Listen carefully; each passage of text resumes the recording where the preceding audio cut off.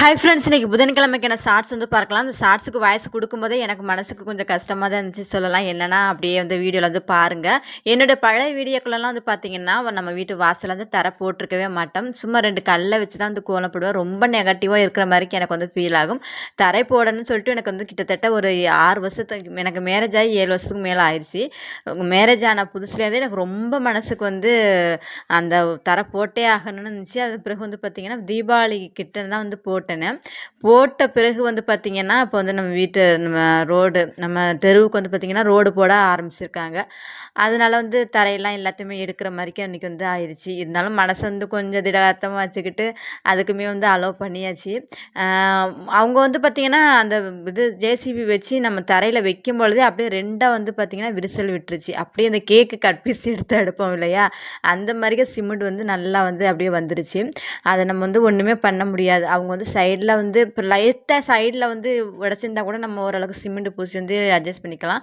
ஆனால் அது எடுக்கும்போதே அப்படியே விரிசல் விட்டு அப்படியே வந்து பேத்துக்கிட்டு வந்துருச்சு. அது வந்து மறுபடியும் ரோடெலாம் போட்ட பிறகு தான் நம்ம வந்து கொஞ்சம் எக்ஸ்ட்ரா சிமெண்ட்லாம் வாங்கி அதை வந்து சரி பண்ணுற மாதிரிக்கே இருக்கும். அடுத்தடுத்த வீடியோ ஷார்ட்ஸ்லலாம் உங்களுக்கு வந்து அப்டேட் பண்ணுறேன் ரோடோட கண்டிஷன் எப்படி போட்டிருக்காங்க அப்படிங்கிறத பார்த்திங்கன்னா.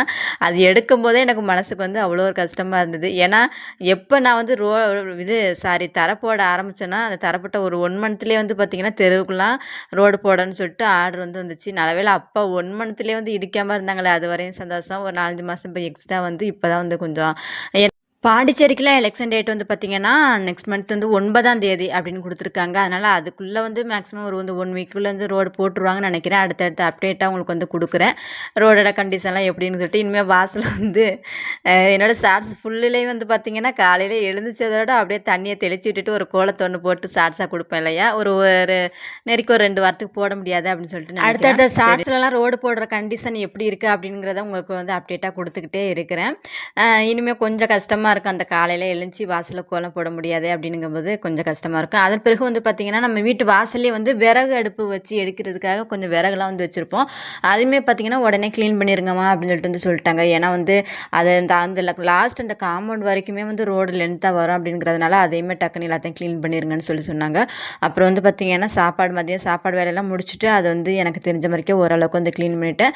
ஓகே ஃப்ரெண்ட்ஸ், உங்களோட கமெண்ட்ஸை வந்து சொல்லுங்கள். இந்த மாதிரி சுச்சுவேஷனில் உங்களோட மனநிலை எப்படி இருக்கும்? டேக் இட் ஈஸின்னு எடுத்துப்பீங்களா, இல்லை கஷ்டமாக இருக்குமான்னு மறக்காம கமெண்ட் சொல்லுங்கள்.